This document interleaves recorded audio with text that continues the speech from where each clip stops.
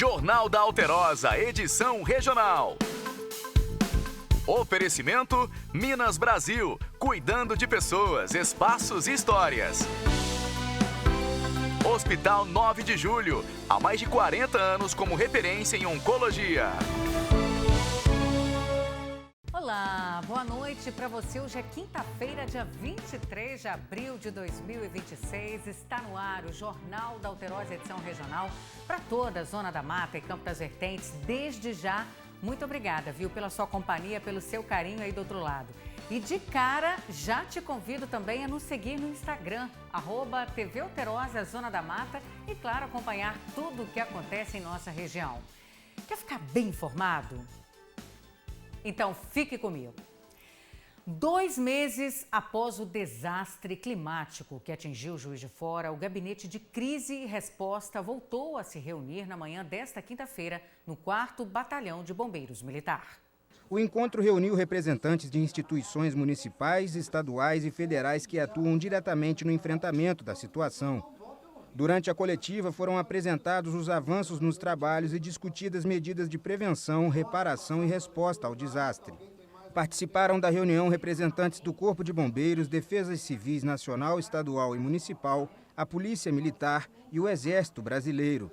Também estiveram presentes órgãos como a Polícia Civil, o Departamento de Estradas de Rodagem de Minas Gerais. A partir do momento que o desastre aconteceu no dia 23 de fevereiro, e assim que as respostas elas foram posicionadas para toda a sociedade, iniciou-se um trabalho incansável por parte do Corpo de Bombeiros Militar, Defesa Civil Municipal e as demais agências envolvidas. Atualmente nós temos aproximadamente 50 profissionais da área de engenharia que realizam essas vistorias em edificações e áreas de risco. Nós estamos falando que mais de 90% das vistorias foram realizadas em um total de mais de 8.000 vistorias. Todas as famílias elas estão sendo atendidas.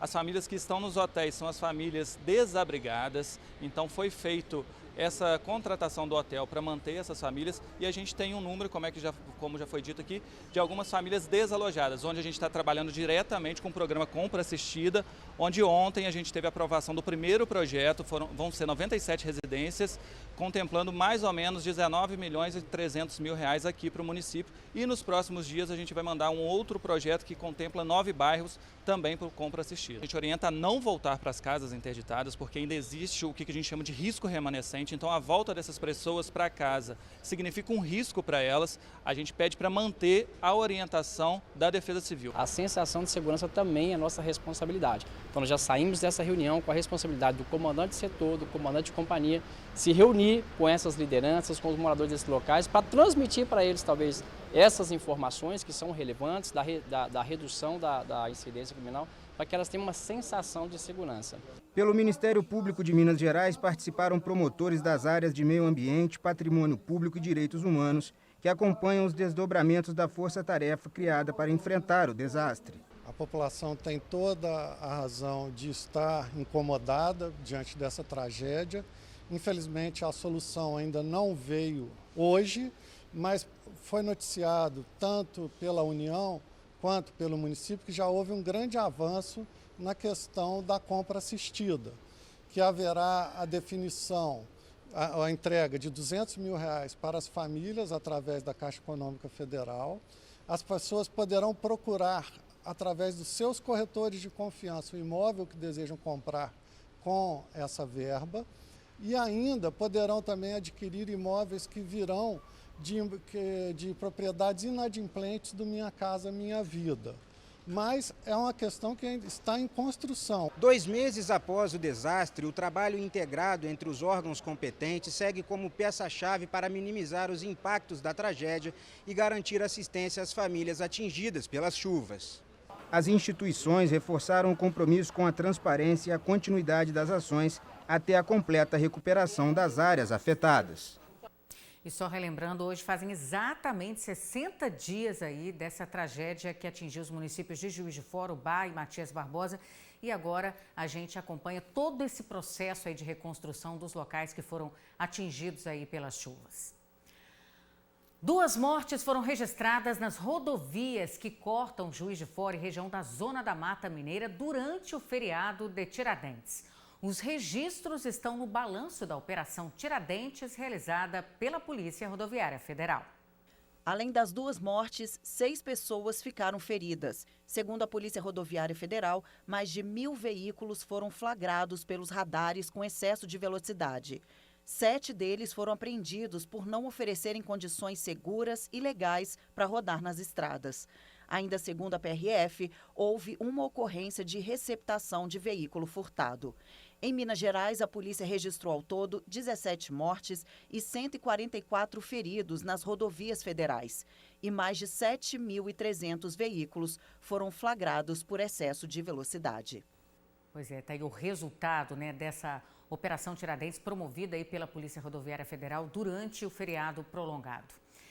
E olha só essa notícia, gente, um carro pegou fogo. Isso aconteceu na noite dessa quarta-feira na Avenida Juiz de Fora, no bairro Granjas Betânia, em Juiz de Fora. Vamos ver.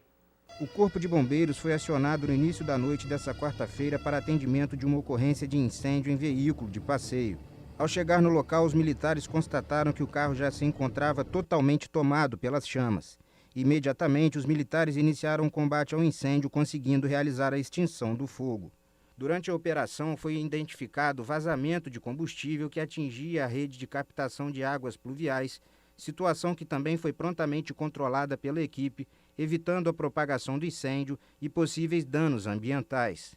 No local, o motorista e a passageira não sofreram ferimentos, não foi possível identificar as causas do incêndio. Após a extinção das chamas, foi realizado o trabalho de rescaldo com o objetivo de eliminar focos remanescentes e prevenir uma possível reignição das chamas. A ocorrência contou com a atuação de 5 militares e o emprego de aproximadamente 2.000 litros d'água. Só relembrando, apesar desse susto todo aí, ninguém ficou ferido nessa ocorrência. E agora a gente vai para outra cidade aqui da nossa região. Um homem foi preso em flagrante, suspeito de roubar joia de uma pessoa que andava por uma praça. Isso aconteceu na cidade de Muriaé. A Polícia Militar de Minas Gerais agiu rapidamente nessa quarta-feira em Muriaé após um roubo no centro da cidade. Um homem abordou uma pessoa na rua e tentou arrancar um cordão de ouro do pescoço dela, causando ferimentos leves durante a ação. Assim que foi acionada, a Polícia Militar iniciou buscas e conseguiu localizar e prender o suspeito pouco tempo depois. Durante a abordagem, ele confessou o crime e também relatou envolvimento em outros roubos cometidos ao longo do dia.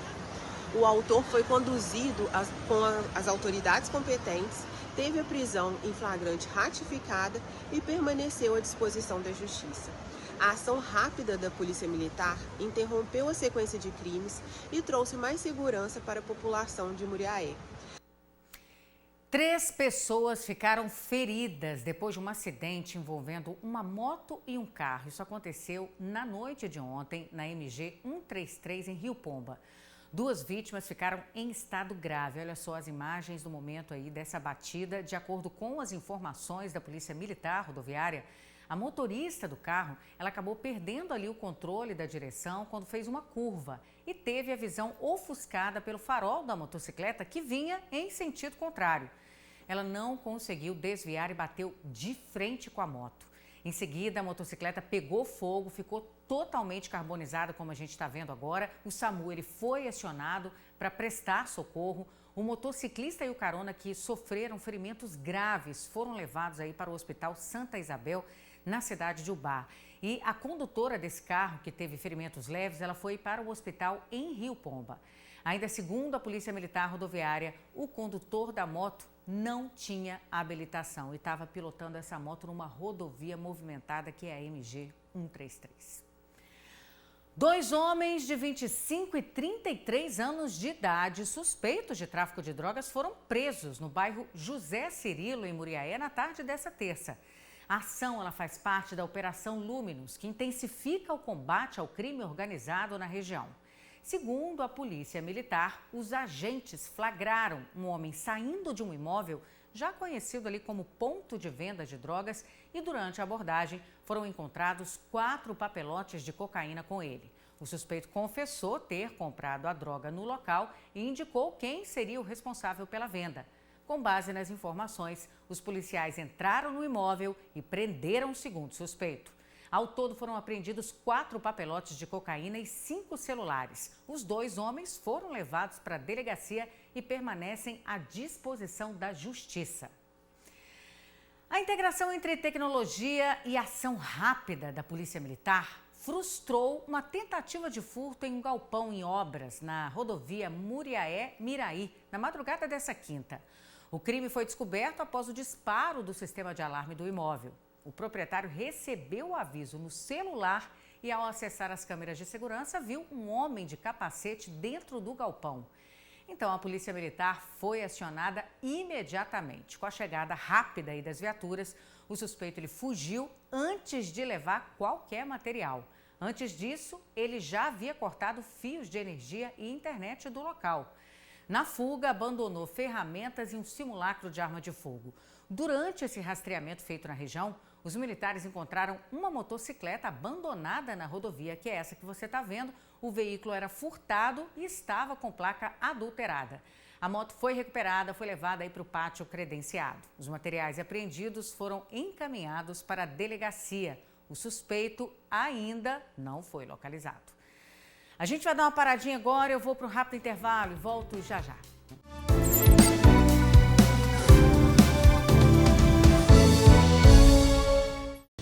Muito bem, já estou de volta com o Jornal da Alterosa, edição regional para você. E hoje a gente vai falar de arte. Mas não só da arte que a gente vê, e sim da arte que se organiza, se transforma e conversa com diferentes momentos da vida. E hoje eu recebo aqui no Jornal da Alterosa a artista plástica Patrícia Malvacini, gente, que além de um trabalho consolidado, lindo, também tem um olhar muito interessante ali sobre a arte como expressão e também como profissão. Patrícia, seja muito bem-vinda, viu? Muito obrigada pelo convite. Estou super feliz de estar aqui hoje. Ah, e a gente está feliz de te receber também. Obrigada. E eu já começo te perguntando, Patrícia, você se define não só como artista, mas como uma profissional da arte. Em que momento que você percebeu que precisava organizar o seu trabalho dessa forma um pouco mais estratégica, né, Patrícia? Sim. Cris, eu falo que eu sou uma profissional da arte pelo seguinte: ao longo da trajetória eu fui percebendo que o artista que não tem assim uma independência financeira e tal, ele não pode ser só artista, ele tem que se posicionar no mercado, ele tem que se enxergar realmente como um profissional, um trabalhador, sim, né? Como uma microempresa, e é assim que eu me vejo. Por isso que eu falo que eu sou uma profissional da arte, sem deixar de ser artista, sem deixar de passar todo o meu sentimento, todo o meu olhar, toda a minha percepção do mundo através da arte de uma forma poética, uma forma romântica, que é o meu olhar. Tá vendo, gente? Que bacana. Agora, é interessante, Patrícia, que você divide as suas criações em pilares, né? Como amor, natureza e os chamados prazeres da vida. Como é que surgem esses temas e o que guia essa escolha? Sim, eu fui percebendo que eu tinha que definir a minha arte, tinha que ter uma maneira fácil de falar sobre a minha arte, que as pessoas entendessem, né, o que eu queria passar. Aí eu defini, fui trabalhando, né, em cima dos pilares, que são os pilares que sustentam o meu trabalho. O que me leva a... Como que eu transito entre esses pilares, né, trabalhando com abstrato, com figurativo, percebendo a vida, sim, né? Sim. Tendo esse olhar assim. E agora, a gente está acompanhando, inclusive, algumas imagens do seu ateliê, que a equipe da TV Alterosa esteve lá, são obras lindas. E pelo que a gente percebe, dentro desses pilares, Patrícia, você cria séries como vinhos, café, retratos de amor. Como é que é esse processo de transformar essas sensações, né, e experiências em pintura? Ai, é maravilhoso, Cris, falar sobre esse processo, porque é tão gostoso falar, por exemplo, o café. As séries, elas são inspiradas dentro desses sentimentos que o café proporciona, que o espumante rosé proporciona. Então, assim, eu defini os pilares, que são prazeres da vida, onde eu falo sobre o café, sobre o espumante rosé, sobre o wine, e essas sensações que eles nos proporcionam. Sim, e juntou todo isso lugar com a obra. que a gente vai, a gente tem uma desculpa, vamos tomar um café, ou vamos comemorar. Aí eu defini que o espumante rosé ia traduzir assim com beleza essa comemoração da vida. Que pegada, né? viu? Agora, só pra gente concluir, sendo uma artista já reconhecida aqui em Juiz de Fora, como é que você enxerga hoje o seu papel na cena artística e nos projetos que você está envolvida, né, Patrícia? Eu fico super feliz, muito grata de ser convidada, de estar nesses momentos, nesses lugares, porque eu enxergo que eu consigo inspirar principalmente os artistas, em primeiro lugar, porque não é um desafio e a gente não pode perder isso, sabe? Sim. E eu acho que eu contribuo com a minha arte para a cultura do nosso país, da nossa cidade. Sim. Então, assim, se eu conseguir fazer com que a pessoa pare um pouquinho, observe, sinta, eu já ficarei feliz, já atingi o meu objetivo como artista. A gente fica feliz, Patrícia. Olha, a gente quer agradecer sua presença aqui no quadro Vozes da Arte. Muito obrigada. Volte mais vezes para compartilhar com a gente todas essas suas obras aí. Muito obrada. Eu que agradeço. Fala pra gente o seu Instagram também. Sim. É importante. Tem um QR Code aí, ó. Sim, @Malvacine, MALVACCINI, Malvacine Arte. Ai, bacana. Muito obrigada, Eu que viu? agradeço. Lembrando, gente, que o QR Code que aparece aí na sua tela vai diretamente para o site da Patrícia Malvacine, então é só você apontar a câmera do seu celular e conferir. Patrícia, até a próxima. Obrigada. E olha só, cartórios do país passaram a permitir o reconhecimento de paternidade pela internet. O objetivo é reduzir a quantidade de registros de nascimento sem o nome do pai. Liliane é mãe solo de um menino de 6 anos. E se preocupa com os impactos que o filho pode ter no futuro, sem o nome do pai na certidão de nascimento. Mais para frente ele vai passar a entender, né, que ele não tem o sobrenome do pai no registro, né? E sempre tem aquela questão de os outros coleguinhas ter e ele não ter. A história da Liliane se repete 174 mil vezes por ano no país. Desde 2020, mais de 1 milhão de crianças foram registradas sem o nome do pai no Brasil. Isso afeta não só a identidade, mas também direitos básicos, como pensão alimentícia e herança. Antes, todo o processo era feito à mão, nestes livros. Com a digitalização, parte do serviço foi modernizada. Mas até pouco tempo, a inclusão da paternidade ainda exigia presença no cartório. Agora, com alguns cliques, o pedido pode ser feito online. O serviço virtual custa o mesmo que o presencial, mas a gratuidade pode ser solicitada por quem não tem condições de pagar. Na plataforma é preciso preencher alguns dados pessoais. O pai será notificado para confirmar. Se não houver contestação, o registro é atualizado. Caso contrário, a questão deve ser resolvida na Justiça. Quando as pessoas moram em outros estados, em outras cidades, a questão do deslocamento é muito séria. Então, há uma facilitação a partir do momento em que você pode transmitir esses dados de forma eletrônica. Em caso de dúvida sobre a paternidade, a Defensoria Pública oferece exame de DNA gratuito e acompanha todo o processo. Não está falando só de uma certidão, é uma ausência mesmo, uma ausência paterna que pode trazer diversos transtornos, não só de ordem material, de dificuldades mesmo de sobrevivência, sobretudo de ordem psicológica e emocional. Liliane aprovou a facilidade, na expectativa de garantir ao filho um direito que vai muito além do papel. Agora eu já estou passando a entender mais, né? Já procurei saber como é que funciona, então eu creio que tudo vai ser resolvido rápido. Pois é. A gente vai dar uma paradinha agora. Vamos para um rápido intervalo comercial e voltamos em instantes.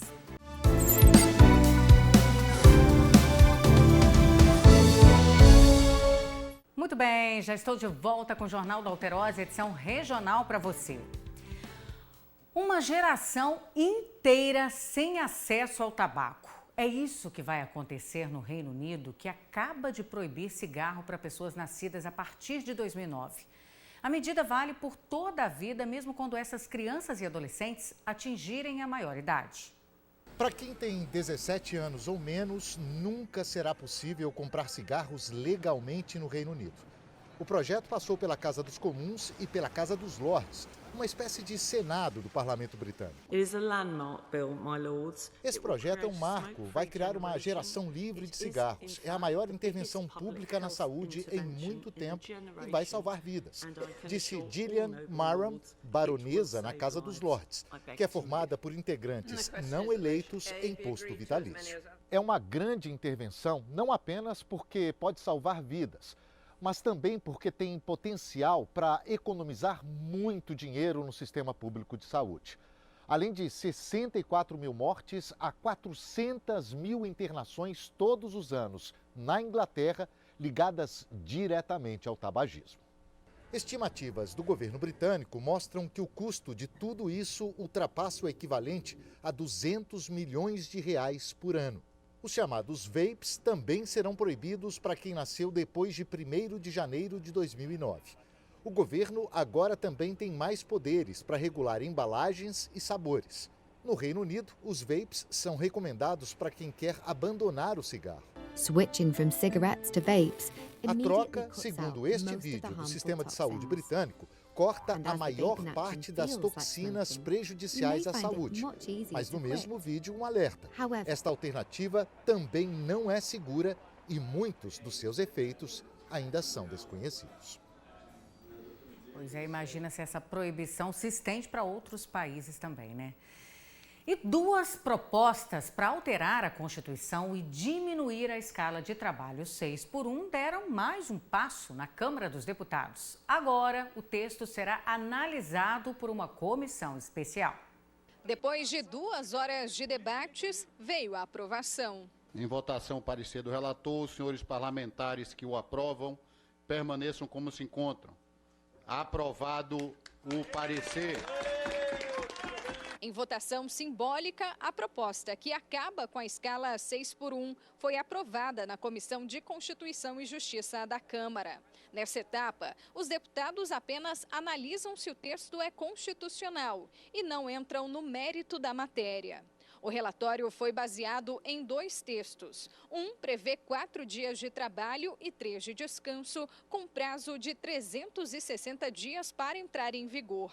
O outro propõe a redução da jornada para 36 horas semanais, com uma transição ao longo de 10 anos. A oposição cobra medidas para os setores da economia, que terão que contratar mais para preencher as escalas de trabalho. Nós temos que trabalhar em cima destas compensações para garantir a geração de emprego, para fazer com que o trabalhador que vai ter redução da sua jornada, que ele possa ter o seu tempo de lazer, possa ter o seu tempo de instrução, de se preparar para ter um emprego melhor, mas que ele tenha a garantia de que ele tenha emprego. O governo tem urgência. Seja PEC, seja PL, o que nós queremos é agilidade e o projeto de urgência já indicou isso, né, rapidez para que a gente possa aprovar essa matéria tão importante, até porque ela vai ainda ao Senado e vai ter ali um novo turno. Agora, o fim da escala 6x1 vai ser discutido em uma comissão especial, que será instalada pelo presidente da Câmara, Hugo Mota. Só depois, o texto poderá ser votado no plenário da Casa. No fim da tarde, Mota disse que a aprovação na CCJ é mais um passo fundamental para levar o fim da escala 6x1 ao plenário ainda no mês de maio e que vai determinar o mais rápido possível a criação da comissão especial para debater a proposta. Pois é, a escala 6x1 está sendo motivo de muitas especulações, muitas pessoas opinando, dando as suas opiniões nas redes sociais. Ela ainda está no âmbito da Câmara dos Deputados, vai ser encaminhada agora à comissão no Senado, para aí sim, se for aprovada, ser sancionada pelo presidente da República. O superendividamento da população entrou na pauta do Supremo Tribunal Federal. Hoje, os ministros retomaram um julgamento que tenta definir qual percentual da renda do brasileiro pode ser comprometido com pagamento de dívidas. O julgamento discutiu a validade de decretos presidenciais que definiram o valor do mínimo existencial para os superendividados. Pessoas que, para sair dos débitos, precisam sacrificar até mesmo a renda disponível para gastos considerados essenciais, como moradia e alimentação, conforme explica este professor. Então não é que eu não consigo pagar a fatura deste mês ou do mês que vem, mas eu estou numa situação em que, para sair de um endividamento estrutural, vamos dizer assim, eu não tenho outra alternativa que não seja contrair novos créditos, e aí aquela coisa vira uma bola de neve. Uma lei criada em 2021 estabeleceu critérios para renegociações de dívidas e a necessidade de se preservar uma parte da renda do devedor em meio aos pagamentos de parcelas. No governo Jair Bolsonaro, este mínimo foi definido como 25% do salário mínimo, o que à época representava pouco mais de R$ 300. Já no governo Lula, o valor foi fixado em R$ 600. E as pessoas não vivem sem crédito, nenhum de nós vive sem crédito, a não ser os super ricos, os milionários, os bilionários, esses não precisam de crédito. Os ministros estão julgando 3 ações que questionam o valor do mínimo existencial, considerado baixo. Dados do Conselho Nacional de Justiça mostram que no ano passado foram protocoladas mais de 38 mil ações por superendividamento em todo o país. Número 12 vezes maior do que o registrado em 2022, um ano após a sanção da lei. Mais de 1/4 dos brasileiros e brasileiras não conseguem quitar suas dívidas no prazo e acabam entrando nos juros rotatório. O STF já tem 5 votos para que o Conselho Monetário Nacional e o Poder Executivo façam revisões periódicas no valor do mínimo existencial. O julgamento foi suspenso e será retomado nesta quinta-feira. Para alguns consumidores, esse valor de R$ 600 vai ter um peso diferente do que para outros consumidores. E é muito difícil você estabelecer, eu acredito, um valor único para todas as pessoas. E agora a gente vai falar sobre as novas regras do programa Minha Casa Minha Vida, que já estão valendo em todo o país. O governo, gente, ele ampliou o limite de renda e o valor dos imóveis financiados a menos de 6 meses da eleição. A promessa é financiar imóveis mais caros com juros menores. A partir das mudanças, a faixa 1 passa a atender famílias com renda de até R$ 3.200, a faixa 2 até R$ 5.000, a faixa 3 até R$ 9.600 e a faixa 4, chamada faixa da classe média, sobe de R$ 12.000 para R$ 13.000 por mês. Com a atualização, pelo menos 87 mil famílias devem ser beneficiadas. Quanto maior a faixa de renda, maiores são os juros. O governo também ampliou o valor dos imóveis que podem ser financiados pelo programa. Nas faixas 1 e 2, os limites seguem entre R$ 210 e R$ 275 mil, sem alteração. Já na faixa 3, o teto subiu de R$ 350 mil para R$ 400 mil. E para a faixa 4, o limite passou de R$ 500 mil para R$ 600 mil. A menos de 6 meses da eleição, o Minha Casa Minha Vida passa por uma das maiores ampliações dos últimos anos. A aposta do governo é atingir o público que ficava no meio do caminho, não entrava no programa e também não conseguia financiar pelo mercado. Além disso, um dos focos continua sendo gerar empregos por meio da construção civil. O programa, além de resolver a questão habitacional, de gerar o conforto e o sonho do brasileiro de ter sua casa própria, ele tem um papel fundamental na economia brasileira. A questão do emprego, gerando mais emprego para a população, porque nós sabemos o papel que tem a habitação na geração de emprego no país. E agora a gente vai falar sobre saúde, porque a Agência Nacional de Vigilância Sanitária, que é a Anvisa, aprovou o uso do medicamento tirzepatida, vendido como Mounjaro, para tratamento de diabetes em crianças e adolescentes a partir dos 10 anos de idade. Mas informou que outras indicações do medicamento, como no tratamento contra a obesidade, permanecem restritas aos adultos. A única mudança, de acordo com a agência, foi a ampliação do público-alvo para o tratamento de diabetes, com a possibilidade da aplicação pediátrica da tirzepatida para este fim. O Mounjaro é o nome comercial do medicamento, um dos vários remédios conhecidos popularmente como canetas emagrecedoras. Na semana que vem, a diretoria colegiada da Anvisa vai discutir uma instrução normativa sobre procedimentos e requisitos técnicos para manipulação dessas canetas. A nova norma vai integrar um pacote de estratégias para apertar a fiscalização e as medidas regulatórias relacionadas a esse tipo de medicamento. Tá aí, portanto, esse anúncio feito pela Anvisa, que é a Agência Nacional de Vigilância Sanitária. E agora a gente vai saber como é que está a previsão do tempo aqui para a nossa região, que eu tenho certeza que muita gente quer saber se vai chover, se vai fazer aquele friozinho do outono. Amanhã é dia de sol, com muitas nuvens durante o dia e períodos de céu nublado.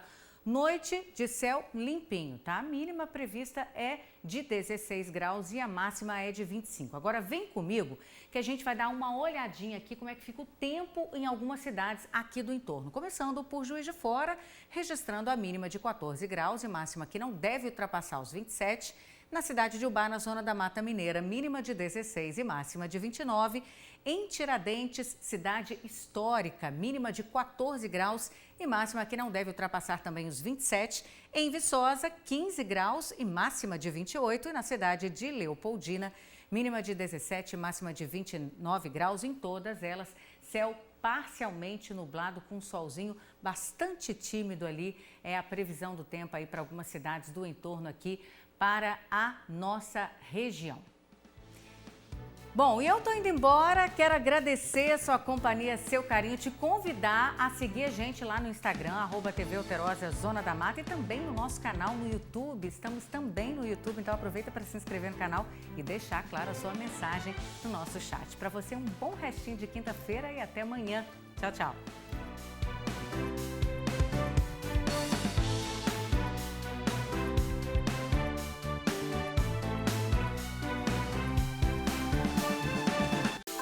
Jornal da Alterosa, edição regional.